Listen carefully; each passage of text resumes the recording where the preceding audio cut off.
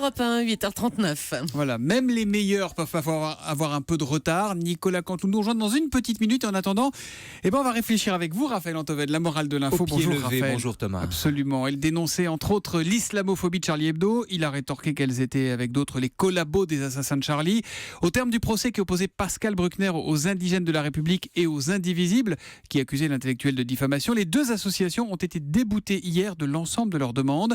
Et c'est un jugement qui vous donne l'occasion de revenir sur les malentendus attachés à cette notion d'islamophobie. Et oui, parce que islamophobie, c'est un mot qui joue sur les deux tableaux du blasphème et de la xénophobie.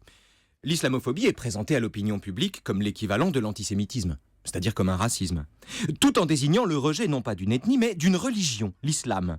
Ce qui permet de mettre dans le même panier la critique d'un dogme et la haine d'un groupe. Or, c'est pas la même chose ? Bah non. Quand on est raciste, c'est-à-dire quand on déteste un groupe de gens sur fond de leur origine ou de leur couleur de peau, on veut les exclure de la société. Comme dit le raciste, on n'aime pas les Arabes, donc on n'en veut pas chez nous.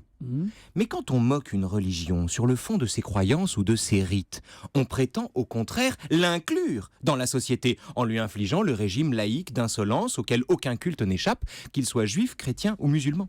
En un mot, un groupe qu'on stigmatise est un groupe qu'on exclut, mais une religion dont on se moque est une religion qu'on accueille.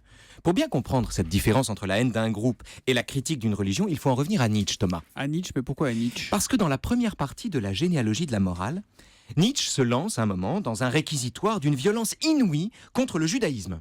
En peu de mots, sa thèse est de dire que le judaïsme constitue, avant le christianisme, la première machine à faire passer la haine pour de l'amour. Et d'ailleurs, c'est aux yeux de Nietzsche, parce que Jésus était juif, qu'il a su maquiller une religion du ressentiment en religion de bonté. Or, et c'est ça qui est important, contrairement à ce qu'on a voulu faire croire, Nietzsche n'était pas du tout antisémite. Au contraire, il vomissait la racaille antisémite, citation, cette engeance impudente et crétine qui brandissait ses livres sans le lire. Autrement dit, l'anti-judaïsme virulent de Nietzsche n'a rien à voir avec l'antisémitisme. Et c'est là que vous faites une analogie, que vous dites qu'avec l'islam, c'est la même chose. Mais oui, évidemment. Critiquer, ou moquer, ou même détester, pourquoi pas, tel ou tel aspect de tel ou tel islam est un droit. Mais haïr publiquement les Français d'origine maghrébine est un délit.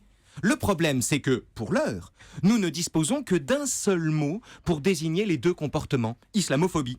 Et pour cette raison, ce mot valise, qui met Le Pen et Cabu dans le même panier, a juste pour effet d'empêcher la critique d'un côté et d'augmenter la haine. La morale de l'info ? La morale de l'info, c'est une question. Comment lutter contre l'amalgame avec un mot qui le pratique ?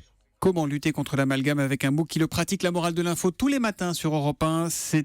Normalement c'est à 9h10, mais là c'était un petit peu plus tôt aujourd'hui. On vous retrouve en revanche bien à 15h demain pour Alors Qui c'est Vive. à 15h pile demain, Qui Vive, chiche au hashish, légalisation ou interdiction du cannabis avec Serge Le Bigot. Voilà pour les fumées de Raphaël Antoven. Merci Raphaël et à lundi. Demain.